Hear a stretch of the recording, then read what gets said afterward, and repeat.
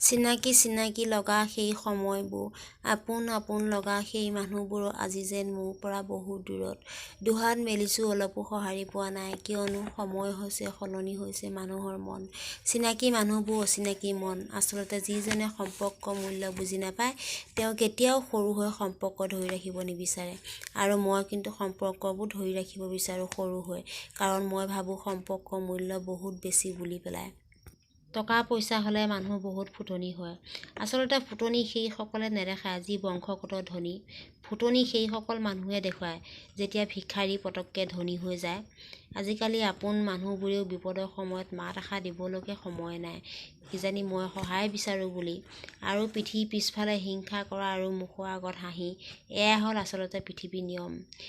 আচলতে ইতিবাচক আৰু নেতিবাচক দৃষ্টিৰ এটা প্ৰধান পাৰ্থক্য এইটোৱে যে ইতিবাচক দৃষ্টিসম্পন্ন এজন মানুহে এটা বস্তু বা এটা যিকোনো এটা ঘটনা পোনপ্ৰথমে ভালটোহে নিৰীক্ষণ কৰে, আনহাতে আকৌ নেতিবাচক দৃষ্টিসম্পন্ন এজন ব্যক্তিয়ে ভালৰ মাজতো সদায় পোনপ্ৰথমে বেয়াটোহে নিৰীক্ষণ কৰে।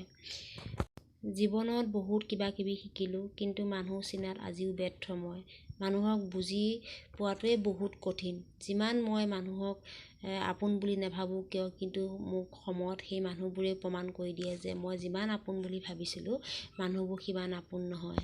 এইপিনে দেখিছে ধুনু কলিজাক লৈ আহিছোঁ। তাইক লৈ এনেবোৰ কথা বহুত ভাবি চিন্তি ভাবিছোঁ। এতিয়া ভালদৰে বুজিছোঁ যে বিপদৰ সময়ত যিজন মোৰ কাষত থাকে তেওঁৱে মোৰ অতিকৈ আপোন। তেওঁৱে এজন সুন্দৰ মনৰ অধিকাৰী। এতিয়া আহিছোঁ এয়া ডক্তৰক দেখাবলৈ, লগত মা আৰু আমাৰ বাবা গৈছে। নগাঁও পাইছোঁহি। ধুনু কলিজাও ঠাণ্ডা, ৰাতিপুৱা সোনকালে গৈছোঁ। ধুনু কলিজাক লগত লৈ এয়া দেখিছে তাই দোকান দেখা পালেই মাত দিয়ে, কিবা এটা খাব ইচ্ছা কৰে। তাইক লৈ এনেদৰে অকণমান ভিডিঅ' কৰিছোঁ। এয়া ভণ্টি আহিছে, তাইও নগাঁৱত দেখাইছোঁ। এয়া ধুনু কলিজা মোৰ লগতে তাইও বহুত মানে কষ্ট পাইছে। এঠাইৰ পৰা আন ঠাইলৈ ঘূৰি ফুৰিব লগা হৈছে। এইপিনে ঠাণ্ডা, তাইও গা ভাল নহয়, উপায় নাই। মই অসুস্থতা যেতিয়া তাইক লৈও এনেকৈ ঘূৰি ফুৰিছোঁ। এতিয়া মই ডাক্তৰক দেখাই মেলি লৈ আহি আছোঁ। একেবাৰে বেয়া, ঔষধ পাতি কিনি লৈ আহি আছোঁ। মানে কি কম, মনটো একেবাৰে বেয়া, ভাল নহয়। তথাপিতো অকণমান আপোনালোকৰ লগত কথা পাতোঁ বুলি ভাবিলোঁ। মনটো কিজানি ভালেই লাগে। কি কৰিম, আপোন মানুহবোৰৰ পৰা ইমান মনত দুখ কষ্ট পাওঁ, বহুতে বেয়া লাগে। এনে কিছুমান মানে নিজৰ আপোন মানুহে ইমান অহংকাৰ কৰে, ইমান টকা পইচা এতিয়া হৈছে যে মানে ফোন কৰি খবৰ ল'বলৈ মানে কথা পাতিবলৈ মানুহৰ সময় নাই, ইমানেই ব্যস্ততা। আৰু ফোন কৰিলেও কিছুমানে মানে ৰিচিভেই নকৰে, ইমান লেবেল দেখুৱাই মানে বহুত বেছি বেয়া লাগে। আৰু তেনেবোৰ সম্পৰ্ক আচলতে থকা সলনি নাথাকাই ভাল। বাৰেই দিলোঁ এনেবোৰ সম্পৰ্ক।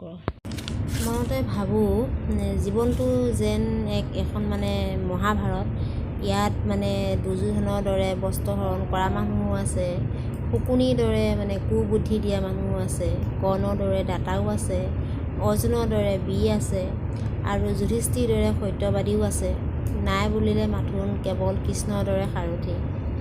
আচলতে হয় কথাটো, বিপদৰ সময়ত যিজন কাষত থাকে সেইজনে মই ভাবোঁ প্ৰকৃত আপোন।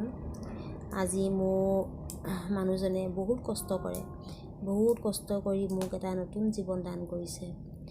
আচলতে মোৰ বাবে সেই মানুহজনেই মোৰ আপোন, মোৰ প্ৰিয়, মোৰ জীৱন আৰু মোৰ সকলোবোৰ।